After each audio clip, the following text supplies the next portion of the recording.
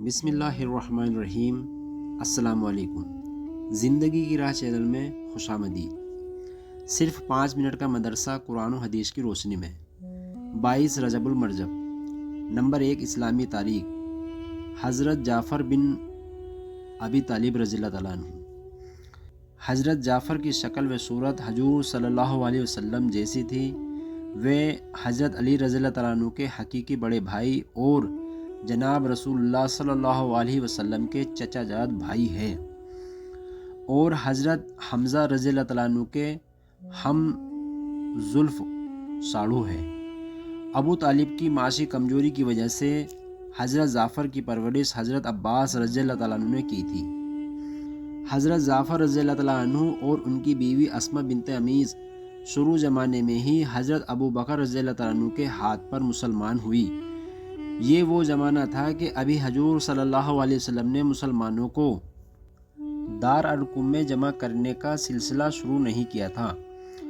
دونوں میاں بیوی نے حبشہ اور مدینہ دونوں کی ہجرت کی۔ حضرت جعفر طیار حبشہ ہجرت کرنے والے صحابہ اکرام رضی اللہ تعالیٰ عنہ کے امیر جماعت تھے۔ حبشہ کی ہجرت کے موقع پر آپ ہی نے نجاشی کے دربار میں ایسی پر اثر تقریر کی کہ بادشاہ کے دل میں اسلام کی حقانیت بیٹھ گئی، اور اس نے مسلمانوں کے ساتھ اعزاز و اکرام کا معاملہ فرمایا، اور کفار مکہ کے وفد کو ذلت کے ساتھ مکہ واپس ہونا پڑا۔ کچھ دنوں بعد بادشاہ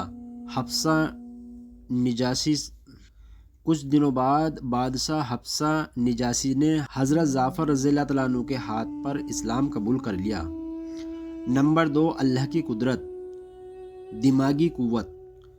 اللہ تعالیٰ نے انسان کو دماغ جیسی عظیم نعمت عطا فرمائی ہے، اور اس میں سوچنے سمجھنے اور بہت سی باتوں کو یاد رکھنے کی صلاحیت رکھی ہے، جس کی وجہ سے اس چھوٹے سے دماغ میں دین اور دنیا سے متعلق بے شمار باتیں محفوظ رہتی ہے، اور وہ ایسے ضرورت کے وقت بہت کام آتی ہے۔ اگر اللہ تعالیٰ نے انسان کو دماغ کے اندر محفوظ رکھنے کی قوت سے نوازا نہ ہوتا تو کتنی پریشانی ہوتی۔ واقعی اللہ تعالیٰ نے اپنی قدرت سے دماغ میں سوچنے سمجھنے اور یاد رکھنے کی قوت پیدا فرما کر انسان پر بڑا احسان فرمایا ہے۔ نمبر 3 ایک فرض کے بارے میں، عشاء کی نماز کی اہمیت۔ رسول اللہ صلی اللہ علیہ وسلم نے فرمایا، جس شخص نے عشاء کی نماز جماعت کے ساتھ پڑھی گویا اس نے آدھی رات عبادت کی، اور جس نے فجر کی نماز جماعت سے پڑھ لی گویا اس نے ساری رات عبادت کی۔ نمبر 4 ایک سنت کے بارے میں، کھانے میں عیب نہ لگانا۔ حضرت ابو ہریرہ رضی اللہ تعالیٰ عنہ نے فرمایا، رسول اللہ صلی اللہ علیہ وسلم کھانے میں عیب نہ لگاتے، اگر چاہتے تو اس کو کھا لیتے، اور اگر اس کو ناپسند فرماتے تو چھوڑ دیتے۔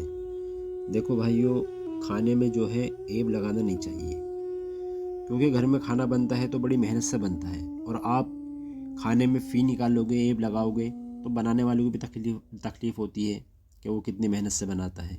تو اس لیے چاہیے کہ ہمیں اگر جی نہیں چاہ رہا ہے تو چھوڑ دو یا کم کھا لو۔ نمبر 5 ایک اہم عمل کی فضیلت، مومن کی مدد کا میٹھا پھل۔ رسول اللہ صلی اللہ علیہ وسلم نے فرمایا، جو شخص کسی مومن کو بھوک کے وقت کھانا کھلائے اللہ تعالیٰ اس کو قیامت کے دن جنت کے پھلوں میں سے کھلائے گا، اور جو شخص کسی مومن کو پیاس کے وقت پانی پلائے گا تو اللہ تعالیٰ اس کو خالص شراب پلائے گا، اور جو لوگ کسی مومن کو کپڑا نہ ہونے کی وقت کپڑا پہنائے گا تو اللہ تعالیٰ جنت کے سبز کپڑے پہنائے گا۔ نمبر 6 ایک گناہ کے بارے میں، جوتش کی باتوں پر یقین کرنا۔ رسول اللہ صلی اللہ علیہ وسلم نے فرمایا، جو آدمی کاہن جوتش کے پاس جائے اور اس کی کہی بات کو سچی سمجھے تو وہ آدمی شریعت محمدیہ سے ہٹ گیا۔ فائدہ، کسی کاہن جوتش کے پاس جا کر آئندہ کی باتیں معلوم کرنا اور اس پر یقین کرنا جائز ناجائز اور حرام ہے، مسلمانوں کو اس سے بچنا چاہیے، کیونکہ بھائیوں آنے والا کل صرف اور صرف اللہ ہی جانتا ہے کہ کیا ہے، اور کسی کو بھی نہیں پتہ دنیا میں، تو اس چیزوں سے بچنا چاہیے۔ نمبر 7، دنیا کے بارے میں لوگوں کا دنیا کی فکر کرنا۔ رسول اللہ صلی اللہ علیہ وسلم نے فرمایا، آخر زمانے میں ایک قوم ایسی ہوگی جو مسجدوں میں حلقے لگا کر بیٹھے گی اور ان کے سامنے دنیا ہوگی، یعنی دنیا کا تذکرہ، اور اسی کی فکر میں منہمک ہوں گے۔ تو تم ایسے لوگوں کے ساتھ نہ بیٹھنا، اس لیے کہ اللہ تعالیٰ کو ایسے لوگوں کی کوئی ضرورت نہیں۔ نمبر 8، آخرت کے بارے میں اہل جنت کا اکرام۔ قرآن میں اللہ تعالیٰ فرماتا ہے، اہل جنت کے سامنے سونے کی پلیٹ اور جام پیش کیے جائیں گے، اور جنت میں انہیں دلوں کی چاہت اور آنکھوں کی لذت کے مطابق ہر ایک چیز ملے گی۔ نمبر 9، طب نبی سے علاج، سنترے کے فوائد۔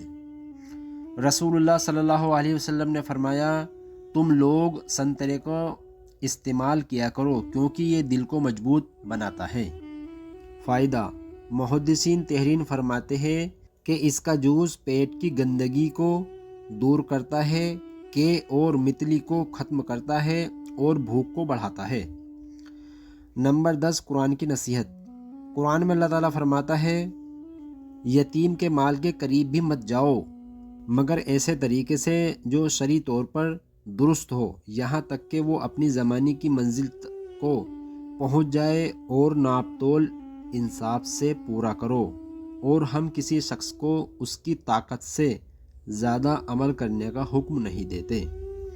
اللہ تعالی ہم سب کو ان باتوں پر عمل کرنے کی توفیق عطا فرمائے، آمین۔